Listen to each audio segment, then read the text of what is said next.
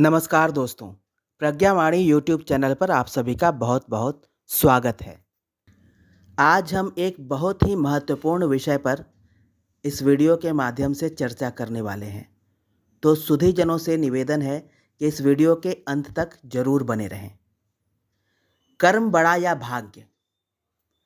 कर्म बड़ा या भाग्य, यह बहस इस दुनिया में सदियों से चली आ रही है। कर्म और भाग्य में बड़ा कौन है? यह प्रश्न सदियों से मानव मन में उभरता रहा है। कर्म को मानने वाले कर्मवादी लोग कहते हैं कि कर्म ही सब कुछ है और भाग्य कुछ नहीं होता। यहीं भाग्यवादी लोगों का कहना है कि भाग्य ही सब कुछ है और मनुष्य चाहे जो कुछ कर ले, अंततः होगा वही जो भाग्य में, किस्मत में लिखा होगा। वस्तुतः सत्य क्या है? कर्म बड़ा है या भाग्य? कर्म श्रेष्ठ है या भाग्य? कर्म महत्वपूर्ण है या भाग्य? कर्म और भाग्य एक दूसरे के विरोधी हैं या पूरक? ये प्रश्न हमारे मन में अक्सर उठते हैं, पर वास्तव में सच क्या है? इसे समझने के लिए हम पुराणों में वर्णित एक मधुर कहानी में प्रवेश करते हैं।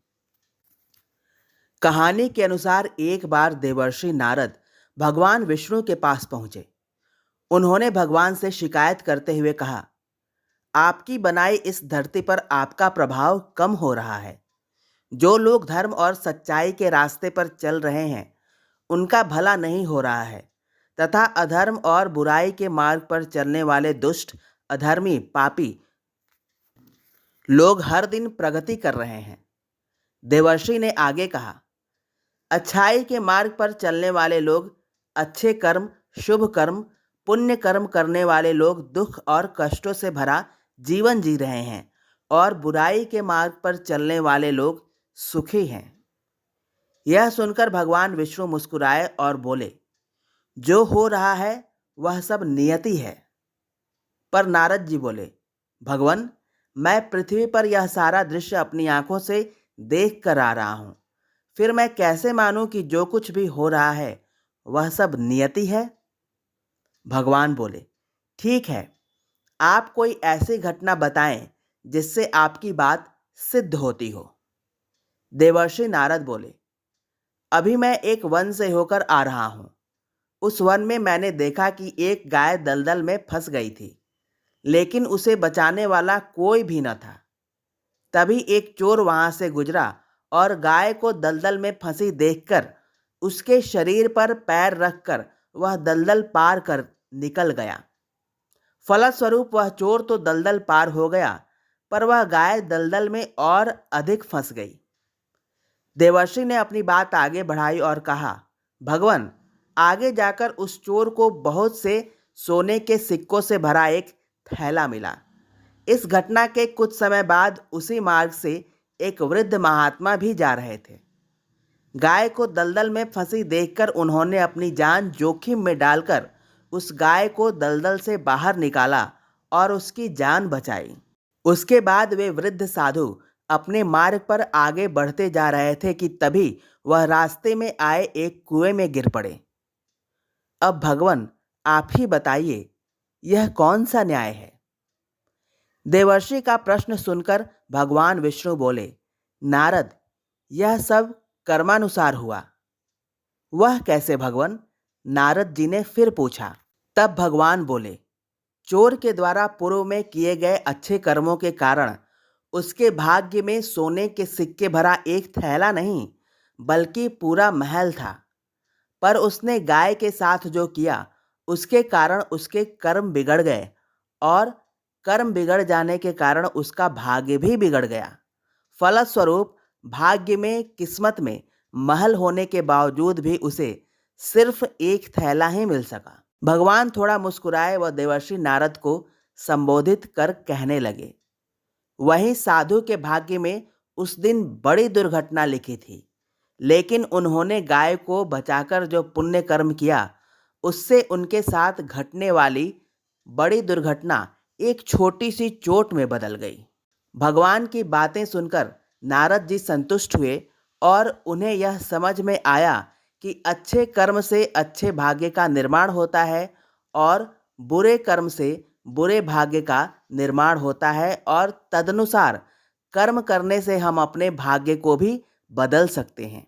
कर्म और भाग्य के रिश्ते को सम्यक रूप से समझने के लिए हम एक और मधुर व रोचक कहानी में प्रवेश करते हैं। कहानी के अनुसार एक बहुत बड़ा जंगल था। जंगल के दोनों ओर अलग अलग राजाओं का राज्य था और उसी जंगल में एक महात्मा रहते थे। उन महात्मा को दोनों राज्यों के राजा अपना गुरु मानते थे। उस जंगल के बीच से एक नदी बहती थी। अक्सर उसी नदी को लेकर दोनों राज्यों के बीच झगड़े फसाद हुआ करते थे। एक बार दोनों राज्यों के बीच युद्ध जैसी स्थिति आ पहुंची। दोनों में से कोई भी राजा सुलह को तैयार न था, सो युद्ध होना सुनिश्चित था। दोनों राज्यों के राजा युद्ध में विजय प्राप्त करने के लिए महात्मा जी से आशीर्वाद पाने के उद्देश्य से उनकी कुटिया की ओर चल पड़े। पहले एक राज्य के राजा ने महात्मा जी के पास पहुंचकर महात्मा जी से विजय का आशीर्वाद मांगा। महात्मा जी ने कुछ देर उस राजा को निहारा और कहा, राजन, तुम्हारे भाग्य में जीत तो नहीं दिखती, पर आगे ईश्वर की मर्जी, देखो क्या होता है। यह सुनकर राजा थोड़ा विचलित तो हुआ, पर राजा को अपने मनोबल, आत्मबल, संकल्प बल और पुरुषार्थ पर पूरा भरोसा था। इसलिए उसने सोचा कि यदि हारना ही है तो युद्ध से पहले ही हार मान लेना कोई वीरता नहीं, बल्कि कायरता ही है। इसलिए हम युद्ध में पीठ नहीं दिखाएंगे, बल्कि शत्रु को अपनी वीरता, बहादुरी और पौरुष का लोहा मनवाकर रहेंगे और आसानी से हार नहीं मानेंगे। मन ही मन यह सोचकर राजा वहां से चला गया। तत्पश्चात दूसरे राज्य का राजा भी महात्मा जी के पास जीत का आशीर्वाद लेने पहुंचा। उनके पैर छुए और विजय श्री का आशीर्वाद मांगा। महात्मा जी ने उसे भी कुछ देर निहारा और कहा, राजन, भाग्य तो तुम्हारे साथ है ही, इसलिए तुम जीत सकते हो। यह सुनकर राजा तो खुशी से भर गया और वापस जाकर वह बिल्कुल निश्चिंत हो गया, मानो उसने युद्ध उसी दिन जीत लिया हो। उधर पहले राज्य का राजा युद्ध की बढ़ चढ़ कर पुरजोर तैयारियां करता रहा। अपनी कमजोरी और ताकत का सही मूल्यांकन कर वह अपनी कमजोरी दूर करने और अपनी ताकत को और अधिक बढ़ाने पर काम करता रहा। और दूसरे राज्य का राजा अपने भाग्य के भरोसे रहने के कारण युद्ध की पुरजोर तैयारी नहीं कर सका। उसने अपनी कमजोरियों को दूर करने का कोई भी प्रयास नहीं किया।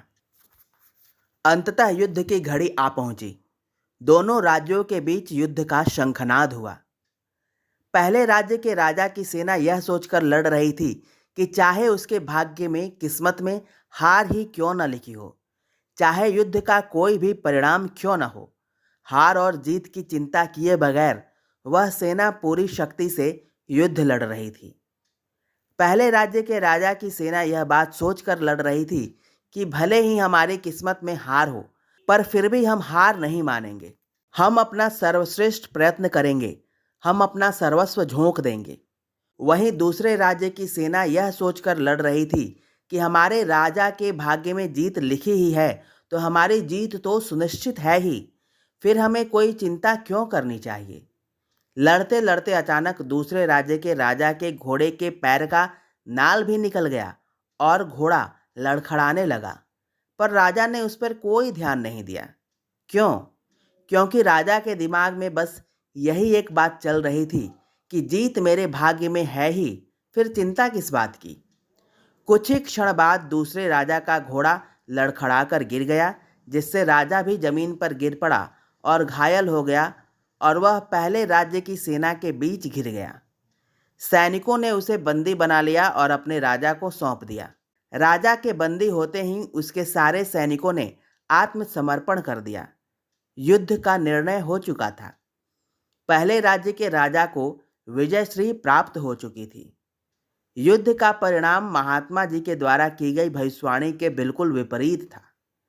निर्णय के बाद महात्मा भी वहां पहुंच गए। अब दोनों राजाओं को बड़ी जिज्ञासा थी कि आखिर भाग्य का लिखा बदल कैसे गया। जिसके भाग्य में जीत थी उसे हार मिली और जिसके भाग्य में हार थी उसे जीत मिली। आखिर कैसे यह संभव हुआ? दोनों राजाओं ने यह प्रश्न महात्मा जी से पूछा। महात्मा जी ने मुस्कुराते हुए कहा, राजन, भाग्य नहीं बदला, वो तो बिल्कुल अपनी जगह पर सही है, पर तुम लोग बदल गए। उन्होंने विजेता राजा की ओर इशारा करते हुए कहा, अब आपको ही देखो राजन, आपने संभावित हार के बारे में सुनकर दिन रात एक कर दिया। सब कुछ भूलकर आप जबरदस्त तैयारी में जुट गए, यह सोचकर कि परिणाम चाहे जो भी हो पर हार नहीं मानूंगा। आपने हर बिंदु का ध्यान रखा। महात्मा जी ने आगे कहा, आपने स्वयं ही कुशल रणनीति बनाई, जबकि पहले आपकी योजना सेनापति के भरोसे युद्ध लड़ने की थी। फिर महात्मा जी ने पराजित राजा की ओर इशारा करते हुए कहा, राजन, आपने तो युद्ध से पहले ही जीत का उत्सव मनाना शुरू कर दिया था। आपने तो अपने घोड़े की नाल तक का ख्याल नहीं किया। फिर आप इतनी बड़ी सेना को कैसे संभालते और कैसे उसको कुशल नेतृत्व देते? और हुआ वही जो होना लिखा था, जो होना ही चाहिए था। भाग्य नहीं बदला, पर जिनके भाग्य में जो लिखा था उन्होंने स्वयं को ही बदल लिया। फिर बेचारा भाग्य क्या करता? दोनों राजाओं को महात्मा जी की बात समझ में आ गई। यह कहानी यह स्पष्ट करती है कि कर्म ही प्रधान है। कर्म अच्छा है तो भाग्य भी अच्छा होगा, और कर्म बुरा है तो भाग्य भी बुरा ही होगा। क्यों? क्योंकि कर्म ही भाग्य के रूप में परिणत होता है। कर्म ही भाग्य के रूप में अभिव्यक्त होता है। कर्म यदि बीज है तो भाग्य उस बीज से प्रकट हुआ वृक्ष है। यदि बीज बबूल का है तो उस बीज से बबूल का वृक्ष ही प्रकट होगा, और यदि बीज आम का है तो उस बीज से आम का वृक्ष ही प्रकट होगा। उसी प्रकार अच्छे कर्म, पुण्य कर्म, शुभ कर्म ही अच्छे भाग्य के रूप में व्यक्त होते हैं, अभिव्यक्त होते हैं, परिणत होते हैं, प्रकट होते हैं। भाग्य कुछ और नहीं बल्कि अतीत में या वर्तमान में हमारे द्वारा किए गए कर्मों की ही अभिव्यक्ति है। वही हमारे कर्मों की छाया है, हमारे कर्मों का प्रतिबिंब है, हमारे कर्मों का प्रतिफल है। जहाँ पौरुष है, पुरुषार्थ है, दृढ़ इच्छा शक्ति है, प्रचंड मनोबल, आत्मबल है, वहीं विजयश्री है, वहीं जीत है, वहीं सफलता है, वहीं जय जयकार है। और जहाँ आलस्य है, अकर्मण्यता है, प्रमाद है, वहीं हार है, वहीं असफलता है। इसलिए हमारे शास्त्रों में कर्म करने को ही, पुरुषार्थ को ही महत्वपूर्ण माना गया है। वेदों में कहा गया है, महा पार्थिवे सदने यतस्व, ऋग्वेद, अर्थात इस विशाल संसार में प्रयत्न करो। वावृद्धु सौभागाय, अर्थात सौभाग्यशाली बनने के लिए पुरुषार्थ करो। ऋग्वेद। न ऋते श्रांतस्य सखयाय देवा, ऋग्वेद, अर्थात परिश्रम किए बिना देवता किसी के मित्र नहीं बनते। इच्छन्ति देवा सुवनवंतम, ऋग्वेद, अर्थात देवता पुरुषार्थी को चाहते हैं। विश्वे देवास इह विरध्वम, ऋग्वेद, अर्थात बुद्धिमानों को इस संसार में पुरुषार्थ करना चाहिए। उत्क्राम महते सौभगाय, यजुर्वेद, अर्थात महान सौभाग्य प्राप्त करने के लिए प्रयत्न करो। यन्ति प्रमाद मतंद्राः, अथर्ववेद, अर्थात पुरुषार्थी लोग परम आनंद को प्राप्त करते हैं। कृतम में दक्षिणे हस्ते जयो में सव्य आहितः, अथर्ववेद, अर्थात कर्म मेरे दाएं हाथ में है और जय मेरे बाएं हाथ में। मंद्रा कृणुध्वम, ऋग्वेद, अर्थात हे मनुष्यों अच्छे कर्म करो। स्वेन क्रतुना संवदेत, ऋग्वेद, अर्थात मनुष्य अपने कार्य से बोले। सखायः क्रतुमिच्छत, ऋग्वेद, अर्थात हे मित्रों उत्तम कर्म करने का संकल्प करो। गीता में भी भगवान कृष्ण ने हमें फल की चिंता किए बगैर कर्म करने की प्रेरणा दी है।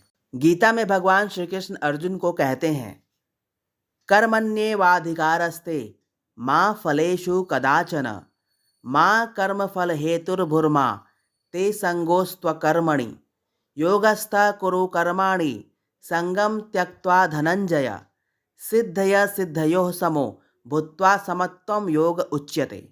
अर्थात तेरा कर्म करने में ही अधिकार है, उसके फलों में कभी नहीं। इसलिए तू कर्मों के फल का हेतु मत हो तथा तेरी कर्म न करने में भी आसक्ति न हो। हे धनंजय, तू आसक्ति को त्याग कर तथा सिद्धि और असिद्धि में समान बुद्धि वाला होकर योग में स्थित हुआ कर्तव्य कर्मों को कर। समत्व के स्थिति में होना ही योग कहलाता है। यह जीवन, यह संसार कर्म प्रधान है। कर्म की प्रधानता को प्रकाशित करते हुए मानसकार ने लिखा है, कर्म प्रधान विश्व करी राखा, जो जस करई सो तस फलु चाखा। सकल पदार्थ है जग माही, कर्महीन नर पावत नाही। अर्थात यह विश्व, यह जगत कर्म प्रधान है। जो जैसा कर्म करता है उसे वैसा ही फल प्राप्त होता है। इस संसार में सभी प्रकार के पदार्थ सुलभ हैं। इस संसार में किसी पदार्थ की कोई कमी नहीं है, पर कर्महीन मनुष्य को कुछ भी प्राप्त नहीं होता, क्योंकि इस संसार में कुछ पाने के लिए पहले उद्यम रूपी कर्म करना पड़ता है। कर्म की महत्ता को लेकर संत कबीर ने भी क्या खूब कहा है, किन्हें बिना उपाय के देव कभू नहीं देत, खेत बीज बोवै नहीं तो क्यों जामेंगे खेत। अर्थात स्वयं उपाय करने से ही फल प्राप्त होता है। बिना परिश्रम के देव भी कुछ नहीं देता। खेत में यदि बीज बोया ही नहीं तो खेत में क्या जमेगा। कर्म और भाग्य को स्पष्ट करते हुए स्वामी विवेकानंद ने कहा है कि अपने विचारों पर नियंत्रण रखो, नहीं तो वे तुम्हारा कर्म बन जाएंगे, और अपने कर्मों पर नियंत्रण रखो, नहीं तो वे तुम्हारा भाग्य बन जाएंगे। मनुष्य अपने भाग्य का निर्माता स्वयं है। वह अपने कर्मों से ही अच्छे या बुरे भाग्य का निर्माण करता है। वहीं परम पूज्य गुरुदेव ने भी स्पष्ट किया है, मनुष्य जैसा सोचता है वह वैसा ही करता है और वह वैसा ही बन जाता है। कर्म और भाग्य एक दूसरे के विरोधी नहीं बल्कि पूरक हैं। भाग्य कुछ और नहीं बल्कि कर्मों की ही अभिव्यक्ति है। यदि कर्म श्रेष्ठ है तो भाग्य श्रेष्ठ होगा ही, और यदि कर्म निकृष्ट है तो भाग्य भी वैसा ही होगा। और निस्संदेह मनुष्य अपने भाग्य का निर्माता आप है। वह स्वयं को जैसा चाहे वैसा बना सकता है। राष्ट्र कवि श्री रामधारी सिंह दिनकर द्वारा रचित कविता की प्रस्तुत पंक्तियों से भी यही भाव मुखरित हो रहे हैं।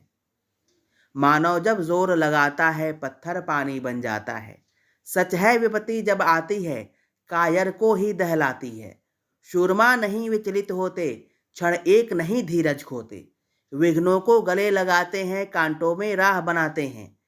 जो आ पड़ता सब सहते हैं, उद्योग निरतनित रहते हैं।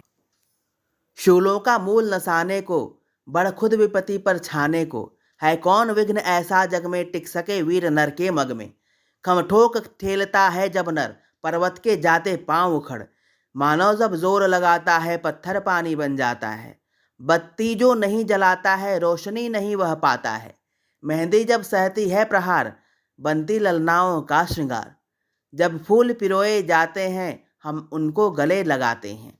वसुधा का नेता कौन हुआ, भूखंड विजेता कौन हुआ। अतुलित यश क्रेता कौन हुआ, नवधर्म प्रणेता कौन हुआ।